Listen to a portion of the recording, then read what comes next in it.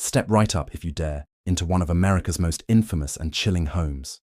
We're journeying back to Fall River, Massachusetts, to a house frozen in time, forever stained by a brutal unsolved crime. This is the story of the Lizzie Borden house.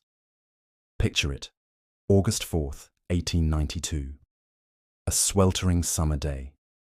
Inside this seemingly ordinary home, a nightmare unfolds. Andrew and Abby Borden, Lizzie's father and stepmother, are found brutally murdered, each struck multiple times with a hatchet-like weapon. The prime suspect, their own daughter, Lizzie.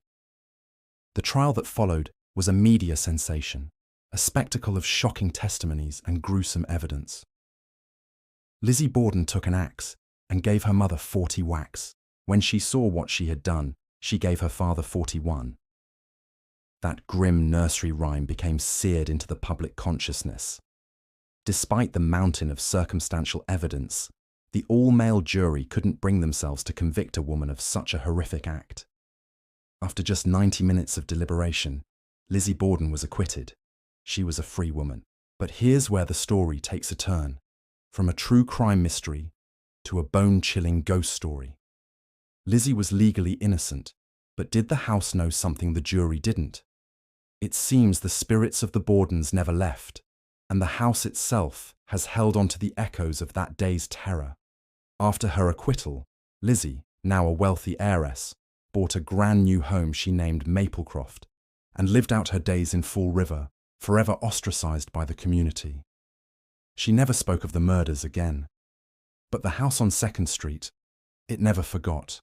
It became a focal point for paranormal activity, a place where the veil between our world and the next is terrifyingly thin. Today, the Lizzie Borden house operates as a bed and breakfast and museum, inviting the brave and the curious to spend a night within its haunted walls.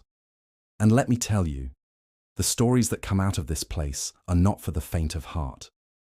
Guests and paranormal investigators have documented a staggering amount of unexplained phenomena. Let's start with the very room where Abby Borden met her end. Visitors who dare to lie down on the floor where her body was found report an overwhelming, suffocating pressure on their chest, as if an unseen force is pinning them down. It's a heavy, oppressive feeling that leaves even the most hardened skeptics gasping for air. Is this the residual energy of Abby's final moments, an eternal replay of her struggle? And the sounds. Oh, the sounds. Disembodied footsteps are a common occurrence, echoing on the wooden floors when no one is there. Doors creak open and slam shut on their own.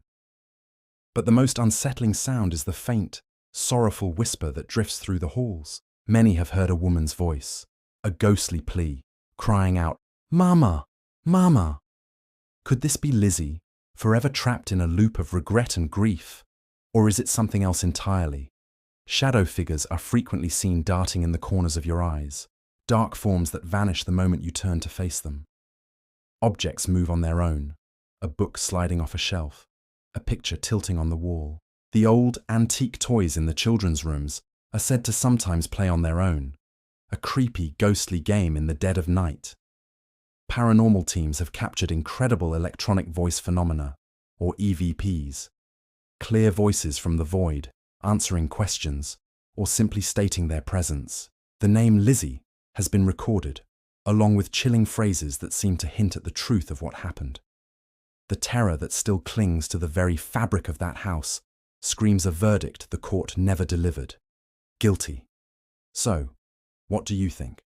Was Lizzie an innocent woman wrongly accused, or a cunning killer who got away with murder? While the law set her free, it seems the house itself has passed its own judgment. The restless spirits, the oppressive atmosphere, the constant terrifying reminders of that day in 1892. They all tell a story of a crime that was never truly solved, and a house that will never, ever let its ghosts rest. Thank you so much for joining me on this terrifying trip into the Lizzie Borden house. If you enjoyed this dive into the paranormal, please hit that like button, and don't forget to subscribe and ring the bell so you don't miss our next spooky adventure. Stay curious and stay safe.